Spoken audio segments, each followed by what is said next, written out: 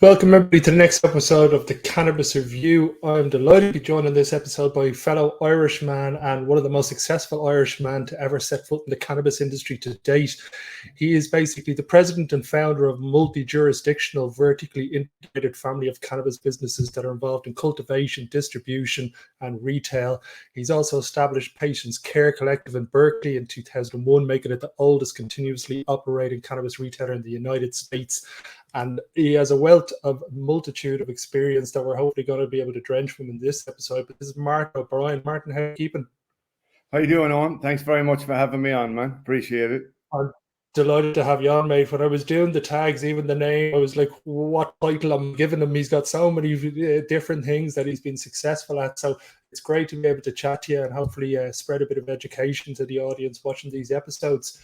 Can you maybe give everybody just a quick little overview of how you ended up over in the cannabis industry in California, going from music into that scene? Yeah, basically around 95, sometime around then, 90, well, actually, they say 94, we had started a clothing company. It was called Communion. It was the first ever clothing company on the internet. It was organic hemp. Back when you couldn't even wear a full hemp t-shirt, you know, it had to be a mix of cotton. And then we started, we met this group called the Cannabis Action Network in Berkeley. They were doing they had a booth on the street every weekend. And my partner at the time, Mike Mattel, he met him. And Mike's an artist, and he ended up doing some art for them. And then we ended up helping with a concert that they did in Golden Gate Fields. Ended up helping them with the Cannabis Cup over in Amsterdam for 5 or 6 years, from like 95 to 2000. Did a lot of activist work for them, basically for the group, and then when time and started doing, because I was a rave promoter, we had a lot of experience in putting on events and dealing with cops and that kind of thing, you know. And sorry, on there, and you're all good. So that kind of leads me on to the first topic I kind of wanted to jump into. Like, you've got such a long story that because we're only 15 minutes, I'm going to try and rush different things along at certain times, because as I said, I think we could give you 3 or 4 episodes. Yeah, we could cover so many things over another episode. So let me just jump straight on to the PCC, the success and the longevity of the PCC. Why did you start it? What's the key to the longevity and success of the PCC? And how can people in Europe and Ireland learn from the successful things that you've implemented over there? Great questions. We started PCC because we were empowered by cannabis, and that it's the government's lying to you about it not having any medical use. And so we decided we would go for it. We opened it up. I was in April the 4th, 2001. I think some of the stuff that kept us open is that we were political. We always had some kind of like flyer to give out to people that they could call their representative or something. We always took care of patients, like really took care of them. You know, we weren't just in it for money. And one of the big things was that we didn't grow. Proposition 215, which is what a lot of the dispensaries were based on before the laws changed in 2018.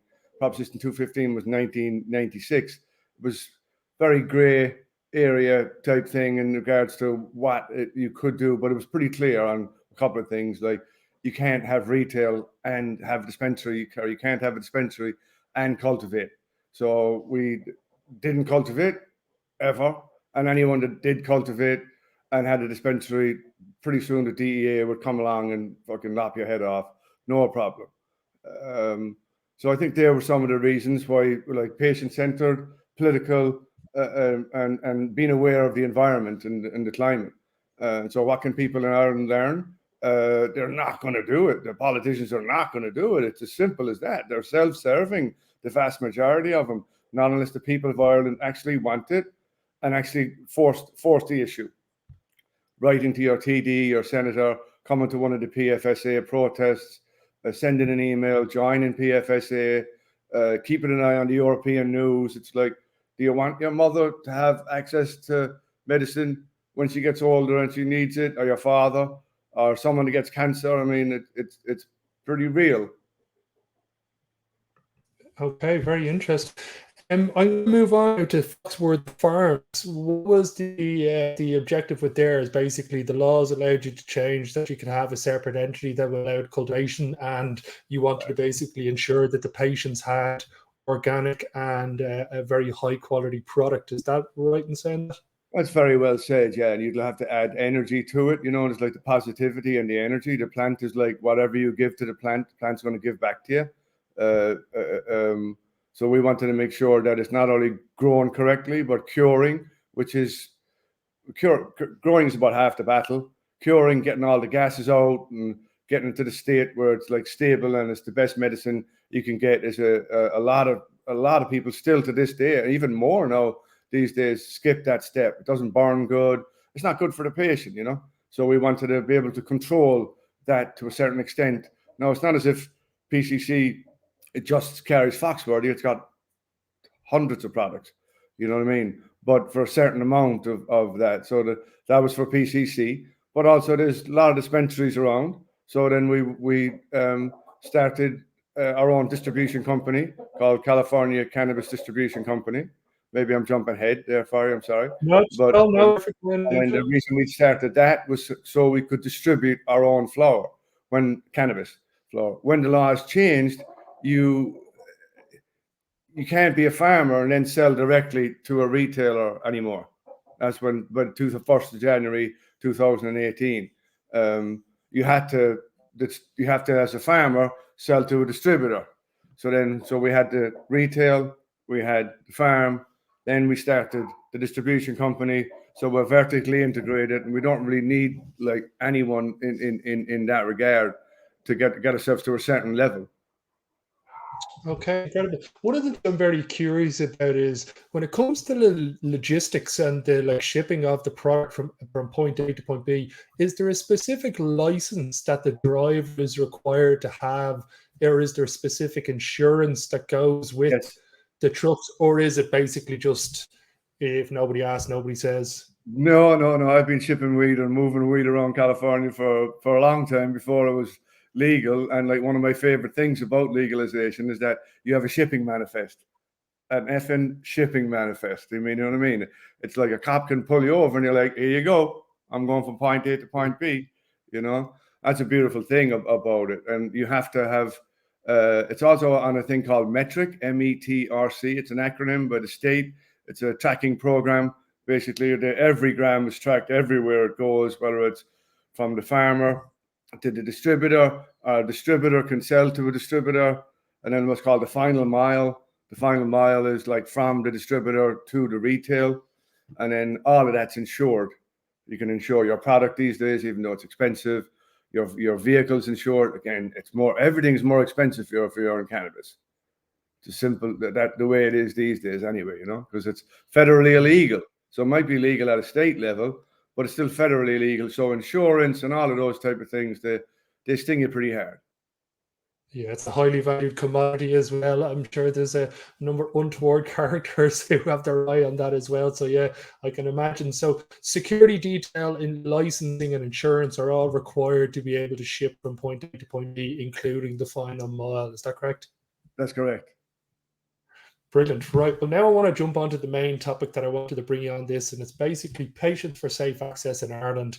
So you've been instrumental in the founding and the energy behind this organization, the non-for-profit organization in Ireland. Can you tell me a little bit about the group that's set up and what's the primary objective within the next 18 months for PFSA? Great question.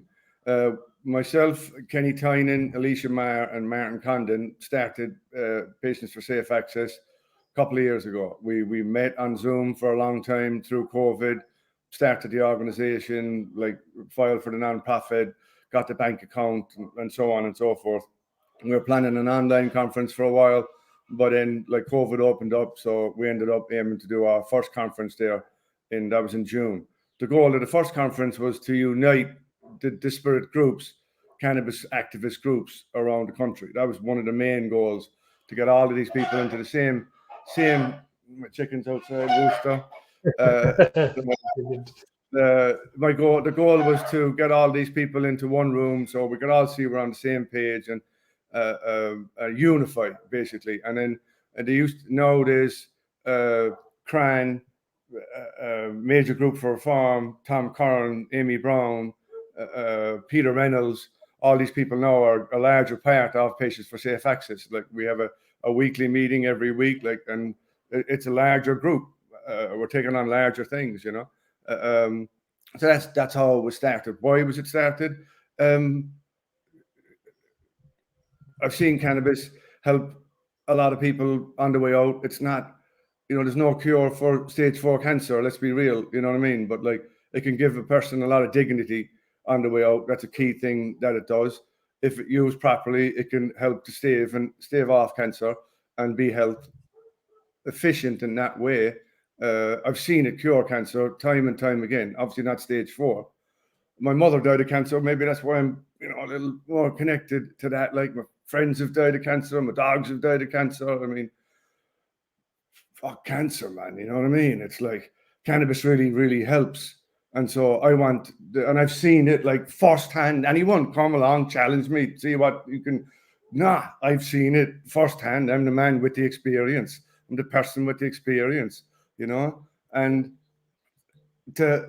for the politicians in Ireland not to see that, we need to make the politicians in Ireland see that that's a reality, and that the people of Ireland need to have access to safe medical cannabis.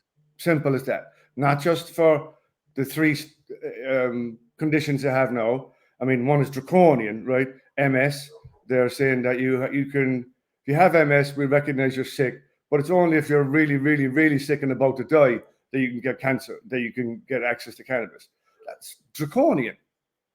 Like the doctor's number one rule is do no harm. Where's Stephen Donnelly in all of this, except for denying it? You know, there's an old Ireland and there's a new Ireland. You know, we're trying to appeal to both Irelands, because the new Ireland want it, as a lot of people use it, and the old Ireland don't want it. They're afraid of priests. They're afraid of their doctors. Let's be real about it. You know, those days are gone. Those days are gone. You know, so what's our timeline in the next 18 months? Legalize medical cannabis in Ireland, add more conditions, chronic pain, endometriosis, like psychological things. Just there's a lot it can do, and bring in industry in Ireland. I would challenge that. You look at my fridge now, right?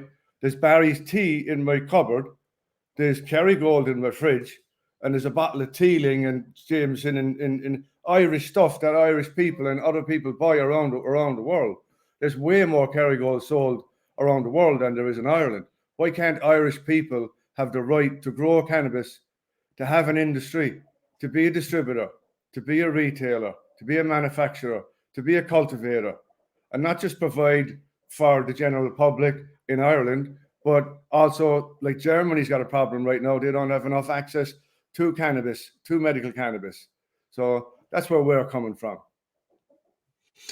Well said, mate. I couldn't, it's very empowering, I have to admit. So basically getting chronic pain, neuropathic pain, number of conditions added to the MCAP and bolstering, and allowed a much deeper wide of patients to be able to access these medicines, a much wider range of pharmacies and doctors prescribing them and selling them, I think we're all on the same ball, regardless of what company you're in or what territory you're in Ireland. I think that's the objective for us all now to get done over the next 12 months. But it's been absolutely amazing talking to you, mate. I think we'll have to do a part 2 and a part 3 with you, where we can go in depth into. I would like to say one more thing, if I could, sir.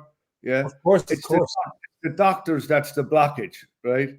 So it's like, write to your TD. Are you listening to me? Write to your TD. Call your TD. Visit your TD. Tell them you want the MCAP program that's under review. Minister Donnelly was brought up by 2 politicians a couple of days ago on the dial, and he answered that it's under review. Put pressure on your government to change the MCAP program to allow cannabis to access for chronic pain and for endometriosis and other issues. They're the first steps. And it's tied in on a consultant. Like, for example, if you're a person that wants to change your sexuality in Ireland, there's a 10-year waiting list. 10 years. Ireland's health system is draconian. It's not like it's supposed to be a third world country. It's not. You know, things need to change in that regard. It can't be just consultants, which you wait years and years and years to see. Doctors have got to be able to, general GPs like in Denmark and in America, have got to be able to have the right to prescribe that. If you see your doctor, talk to your doctor, tell him what you believe. We got to empower, take our empowerment and spread our empowerment to our politicians and our doctors and our health officials. Thanks for your time. Mate, absolutely brilliantly said. Thank you very much for taking time on this. We'll definitely be doing a part 2 and being able to bring more information to the audience. But for now, mate, you have a great weekend, and I look forward to chatting to you again very soon. All right, take care. Thanks very much for having me on, Owen, and thanks very much for doing the Cannabis Review. Anytime, mate, anytime. Till next episode, everybody.